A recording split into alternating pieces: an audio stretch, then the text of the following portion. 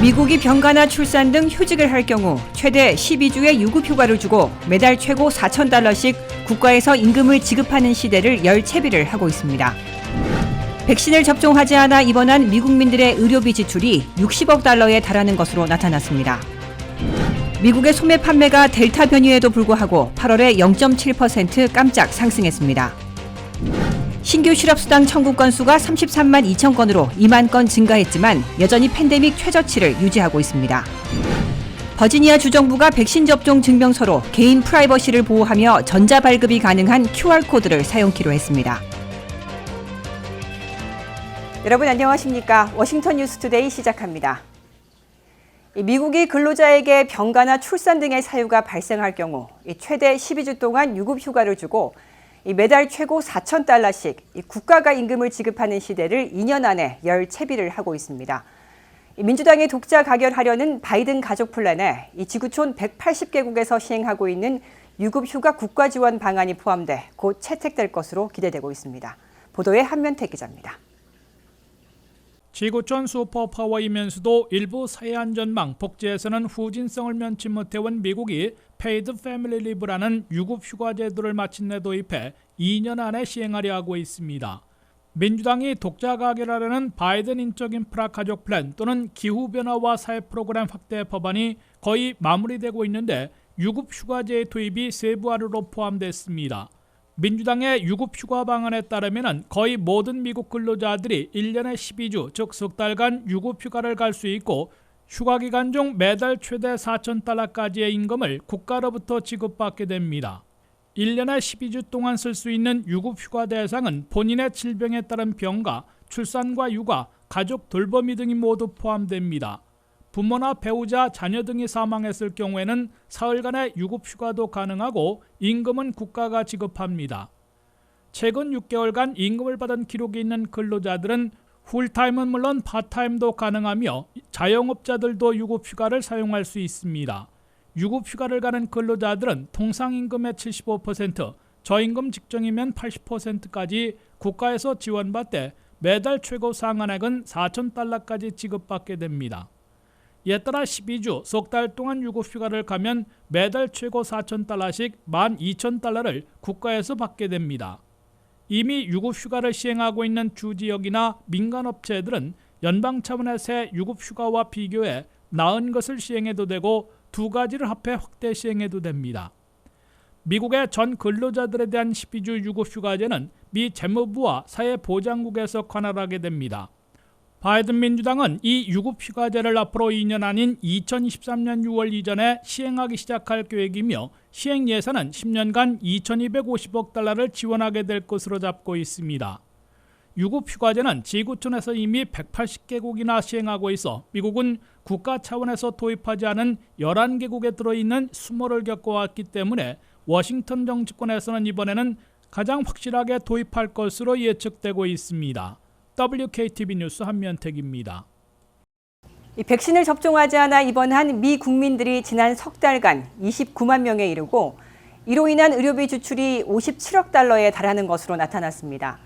이 문제는 미리 막을 수 있었던 이 같은 의료 비용이 미 전체 납세자들의 부담으로 돌아온다는 건데요.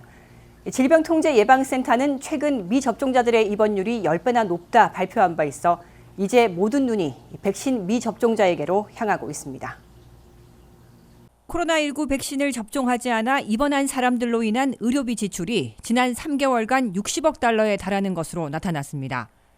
카이저 패밀리 재단의 보고서에 따르면 지난 석 달간 미 전역에서 코로나에 감염된 미접종자를 치료하는 데 든 비용이 총 $57억 달러에 달한다고 발표했습니다.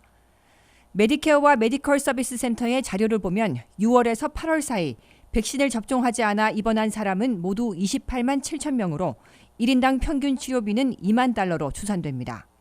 카이저 패밀리 재단 측은 이번 통계는 백신 접종자의 돌파 감염과 백신 미접종자의 외래 치료 비용은 포함되지 않았다 밝혔습니다. 보고서 작성자들은 예방접종을 하지 않아 드는 불필요한 의료 비용이 미 전체 납세자에게 부담을 준다 강조했습니다. 미리 막을 수 있었던 이 같은 의료 비용은 메디케어와 메디케이드는 물론 민간 의료보험사들의 부담까지 증가시켜 결국 다른 가입자들의 손해로 돌아오게 됩니다. 이렇게 되자 민간 보험사들은 백신 미접종자들의 의료비를 점점 개인 몫으로 돌리고 있습니다.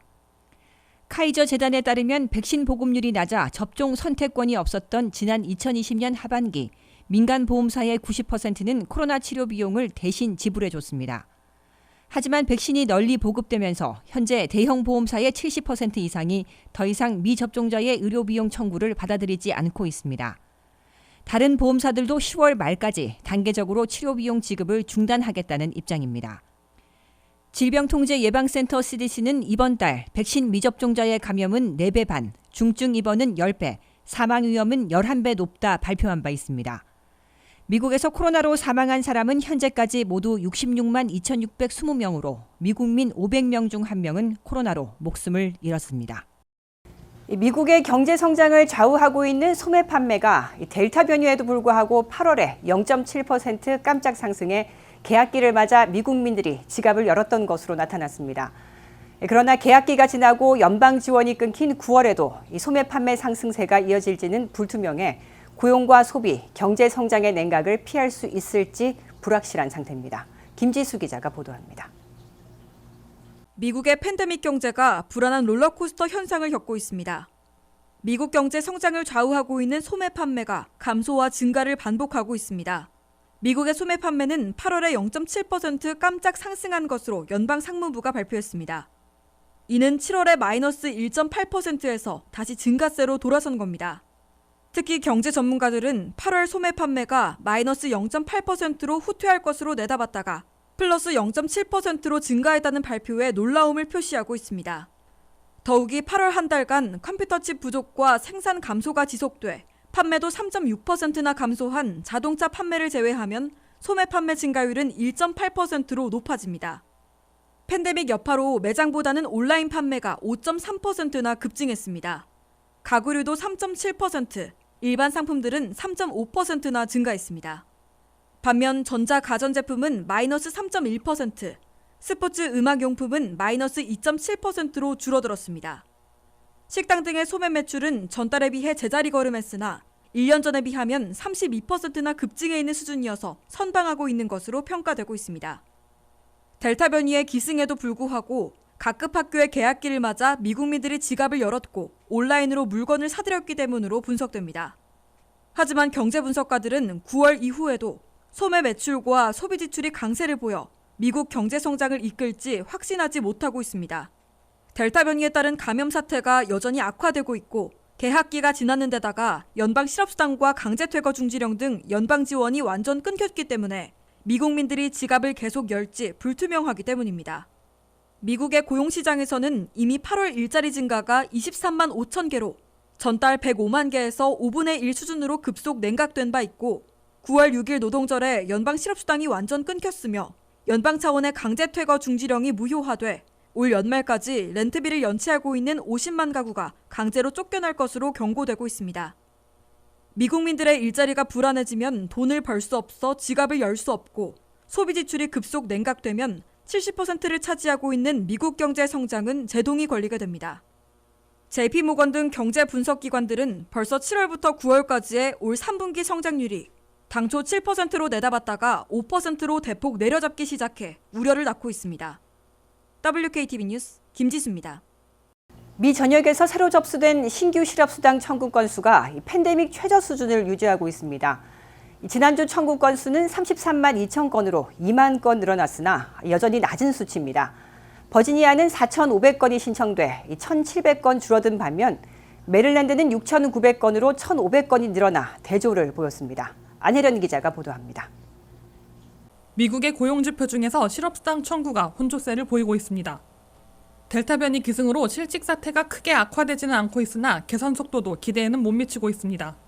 미 전역에서 새로 접수된 신규 실업수당 청구 건수는 지난주 33만 2천 건으로 연방노동부가 집계했습니다. 전주에 비해 2만 건이나 늘어났지만 아직은 팬데믹 최저치 수준을 유지하고 있는 겁니다. 메릴랜드에서 6,900건이나 신청돼 전주에 비해 1,500건이 급증한 반면 버지니아에선 4,500건으로 1,700건 줄어들어 희비가 엇갈렸습니다. 인구가 많은 지역에서는 거의 대부분 신규 실업수당 청구가 감소했습니다. 캘리포니아는 5만 5천 건이 신청돼 전주보다 2,500건 줄었으며 일리노이는 8,000건으로 7,600건이나 급감했습니다.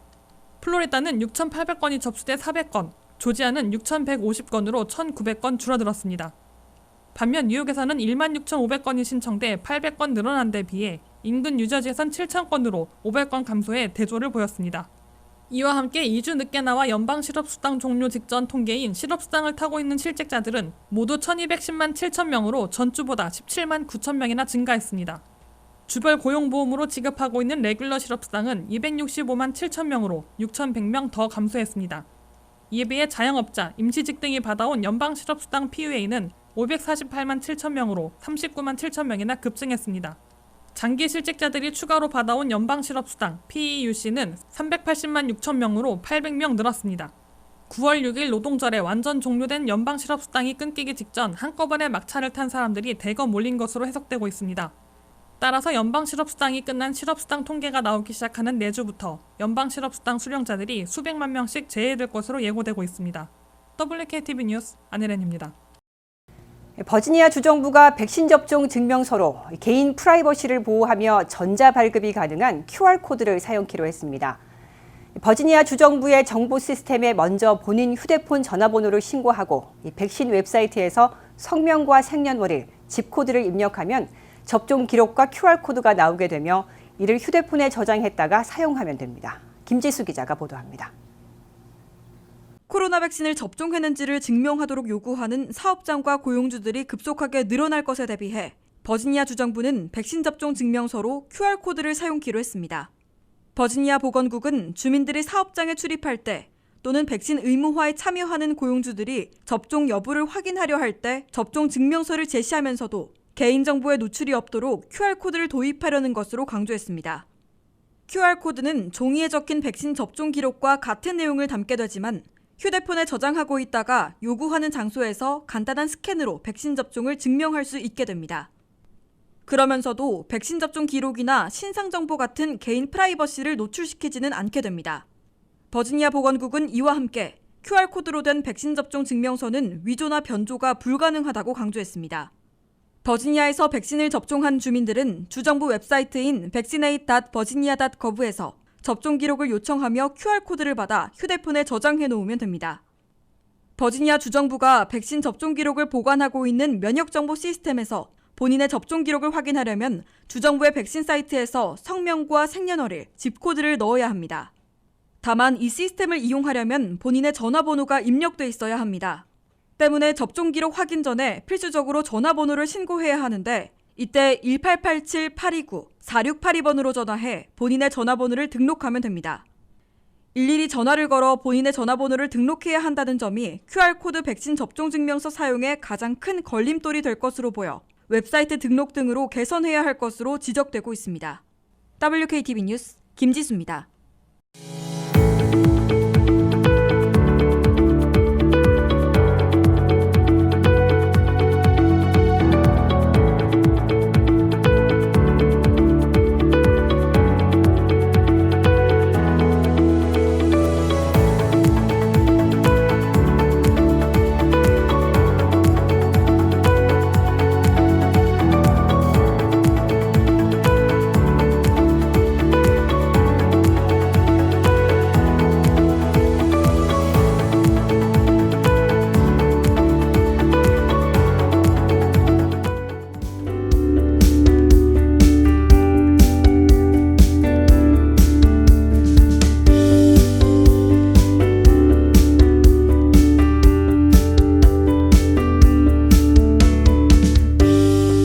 이상으로 워싱턴 뉴스투데이를 마칩니다. 시청해주신 여러분 고맙습니다.